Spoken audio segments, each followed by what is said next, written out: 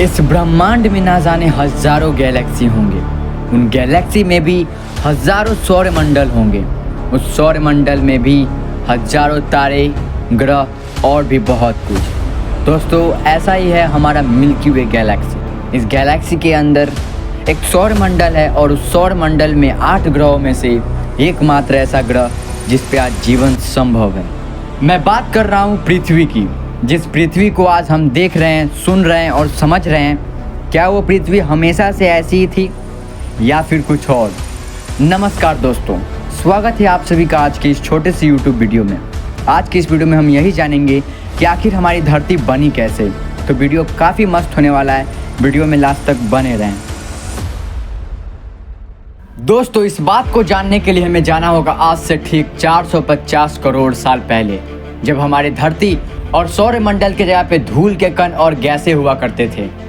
वैज्ञानिकों के द्वारा बताया जाता है कि ठीक इसके बगल में ही एक तारा हुआ करता था, जिसकी ऊर्जा दिन पर दिन कमती जा रही थी और एक दिन इसमें काफ़ी बड़ा विस्फोट होता है। इसके विस्फोट के कारण अंतरिक्ष में धूल के कण फैल जाते हैं। इस विस्फोट के बाद भारी दबाव और गर्मी के कारण छोटे छोटे पत्थर एक उल्का पिंडों में परिवर्तित होने लगते हैं।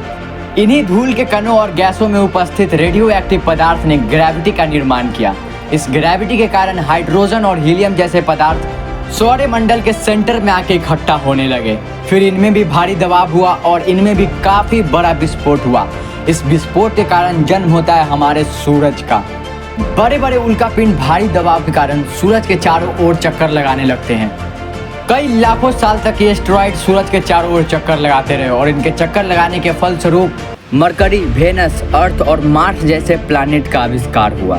दोस्तों, वैज्ञानिकों के द्वारा ये भी बताया जाता है कि उस वक्त पृथ्वी और मंगल ग्रह के बीच में एक थिया नामक एस्टेरॉइड था जो कि सूर्य के चारों ओर चक्कर लगा रहा था।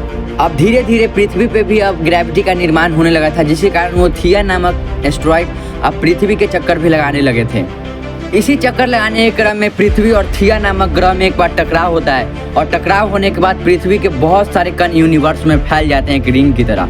कई हजारों लाखों साल तक ये पृथ्वी के चारों ओर चक्कर लगाते रहे और इनके चक्कर लगाने के फलस्वरूप इन छोटे छोटे एस्टेरॉइड में टकराव होता है और निर्माण होता है हमारे चंद्रमा का। कई लाखों साल तक ये एस्टेरॉइड हमारी धरती पर गिरते रहे और तबाही मचाते रहे। दोस्तों, मैं बता दूं, उस वक्त पृथ्वी पे केवल और केवल एक ही समुद्र हुआ करता था। वो था 1900 डिग्री सेल्सियस तापमान पे खोल रहे लावे का। इस वक्त पृथ्वी काफ़ी ज़्यादा गर्म था, लेकिन दिन धीरे धीरे बीतता गया और लाखों हजारों सालों के बाद ये पृथ्वी धीरे धीरे ठंडा पड़ने लगा। धरती के ठंडा होने के कारण रेडियो एक्टिव पदार्थ और मिनरल्स धरती के सेंटर में आके इकट्ठा होने लगे। पृथ्वी के जितने भी हल्के पदार्थ थे अब वो ऊपरी सतह पे आके जमा होने लगे थे। अभी तक धरती पे उल्का पिंडों की बरसात रुकी नहीं थी। इस उल्का पिंडों ने धरती पे नमक, मिनरल्स और पानी लेके आ रहे थे। ऐसा ही उल्का पिंडों की बरसात लाखों करोड़ों साल तक चलता रहा, जिसके फलस्वरूप हमारे पृथ्वी पे काफ़ी ज़्यादा पानी इकट्ठा होने लगा था।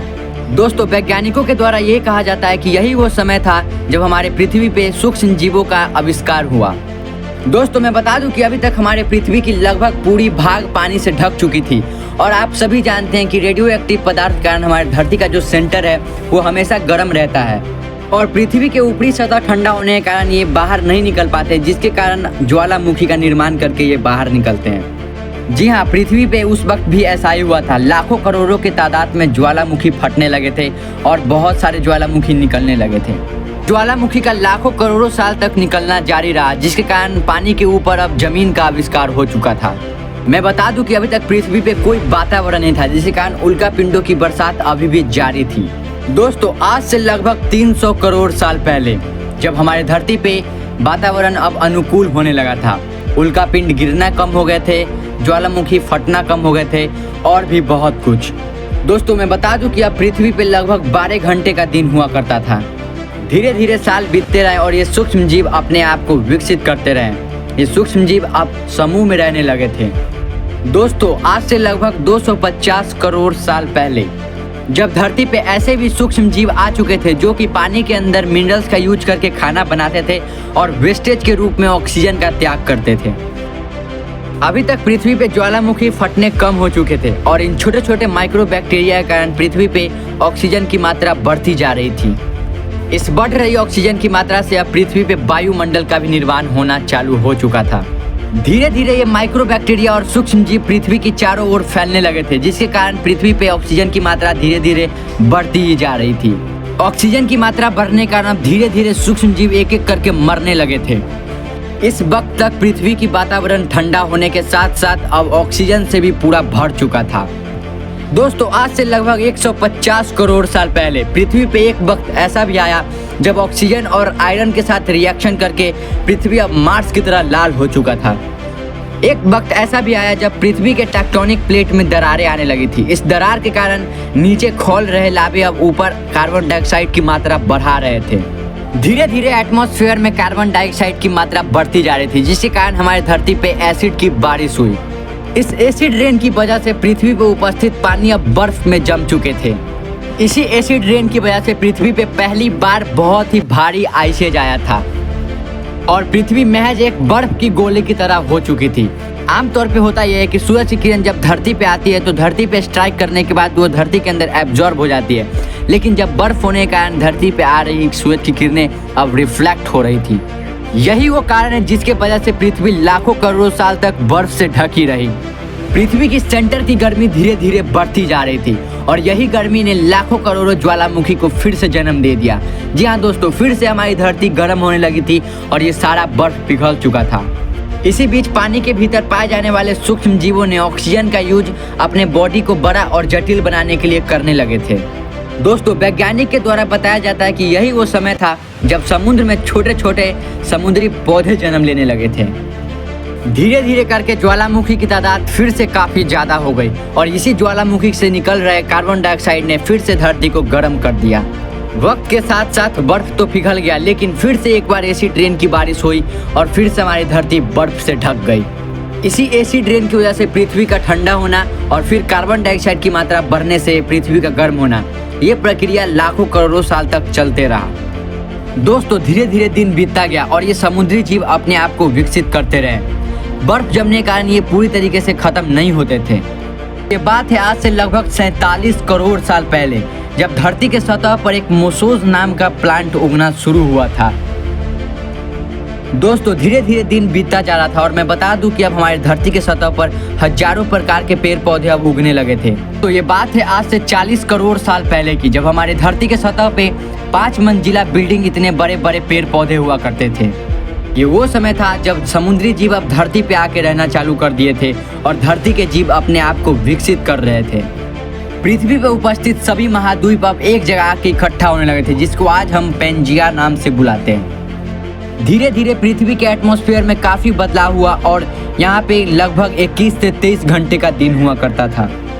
समुद्र से निकले जानवरों ने अपने आप में काफी ज्यादा परिवर्तन किया और उन्होंने एक डायनासोरस का रूप ले लिया। दोस्तों, ये डायनासोरस पेड़ पौधे खाते थे और कुछ डायनासोरस ऐसे भी थे जो कि शिकार किया करते थे। दोस्तों, आज से लगभग 20 करोड़ साल पहले ये पेंजिया महाद्वीप टूटना शुरू हो गया। इस पेंजिया महाद्वीप के टूटने के कारण बहुत सारे जमीन पानी के संपर्क में आ गए थे, जिसके कारण पेड़ पौधा में भी बहुत ग्रोथ हुआ और पूरा जमीन हरियाली से भर चुका था। डायनासोरस भी पृथ्वी के बहुत सारे हिस्सों में फैल चुके थे। इन्होंने 20 से 30 करोड़ सालों तक पृथ्वी पर राज किया। उस वक्त धरती से लेकर आसमान तक केवल और केवल इन डायनासोरस का ही राज चलता था। दोस्तों, इसी दौरान अफ्रीका से टूटा हुआ भारत सीधा तिब्बत से आकर टकरा गया, जिसके कारण हमारे माउंट एवरेस्ट का निर्माण हुआ। अभी तक सब कुछ ठीक तरीके से चल रहा था, लेकिन आज से 6.5 करोड़ साल पहले लगभग 4.5 लाख करोड़ किलो का एक माउंट एवरेस्ट जितना बड़ा उल्कापिंड हमारे धरती की तरफ 80,000 किलोमीटर प्रति घंटा के रफ्तार से आ रहा था। और जैसे ये उल्कापिंड ने हमारे धरती के एटमॉस्फेयर में एंटर किया, ये आग के गोले में तब्दील हो गया। ये उल्कापिंड धरती से आके इतना कस के टकराया कि मानो एक बार में 10 करोड़ एटम बम को ब्लास्ट कर दिया गया हो। इस उल्कापिंड के टकराने के कुछ ही क्षणों बाद पेड़ पौधे और डायनासोरस भाप बन के उड़ गए। जी हाँ दोस्तों, यही वो समय था जब हमारे पृथ्वी से डायनासोरस का अंत हो गया। दोस्तों, इस प्रलय में जीव जंतु सब खत्म हो चुके थे, वही बचे थे जो जमीन के अंदर रहा करते थे। इस उल्कापिंड के टकराने के बाद पृथ्वी एक पूरी तरीके से काला पड़ गया था।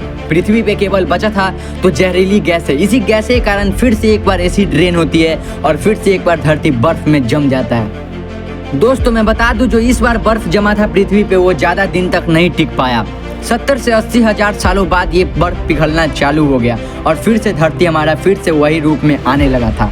पृथ्वी के वातावरण सही होने के बाद जमीन में रहने वाले जीव अब धीरे धीरे पृथ्वी के सतह पर आने लगे थे और यही जीव बंदर में परिवर्तित होते हैं। धीरे धीरे दिन बीतता गया और यही बंदर अपने पैरों पे चलना शुरू कर दिए और ये अपने खाने की तलाश में इधर उधर जाने लगे।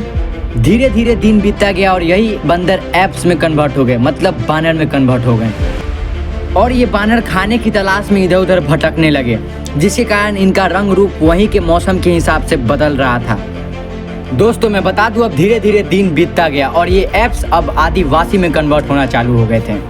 ये आदिवासी आग का आविष्कार से लेकर के शिकार करना भी सीख चुके थे। दोस्तों मैं बता दूं, यही आदिवासी आज हमारे पूर्वज के नाम से जाने जाते हैं। इस धरती पे लाखों करोड़ों प्रकार के जीव जंतु पाए जाते हैं, लेकिन इनमें से सबसे ज्यादा विकसित प्रजाति कोई है तो वो हम लोग हैं। जी हाँ दोस्तों, इस पूरे ब्रह्मांड में सबसे विकसित प्रजाति हमें ही माना जाता है। दोस्तों मैं जाते जाते बता दूं, जिस पृथ्वी को आज आप देख रहे हैं उसे बनने में लगभग 450 करोड़ साल का वक्त लग गया और हम लोगों को छोटे जानवर से लेकर आज इंसान बनने में लाखों साल का वक्त लग गया। दोस्तों हमें ये बात कहने में काफ़ी ज़्यादा दुख हो रहा है कि हमने पिछले 100 सालों में जितना पृथ्वी को गंदा किया है शायद किसी दूसरे प्रजाति ने किया होगा। हम अपने लालच और स्वार्थ की वजह से फिर से धरती को तबाह कर रहे हैं। वैज्ञानिकों के द्वारा ये कहा जा रहा है कि ग्लोबल वार्मिंग काफ़ी ज़्यादा बढ़ रहा है, जिसके कारण आने वाले साल में पृथ्वी तबाह हो सकता है। ये थी कहानी आज से 450 करोड़ साल पहले से लेकर आज तक की। ये वीडियो आप सभी को कैसा लगा और नेक्स्ट वीडियो में किस टॉपिक पे लाऊं, आप नीचे मुझे कमेंट करके बता सकते हैं। तो जल्दी से जाइए और कमेंट कीजिए कि मैं नेक्स्ट वीडियो किस टॉपिक पे लाऊं। तब तक के लिए धन्यवाद।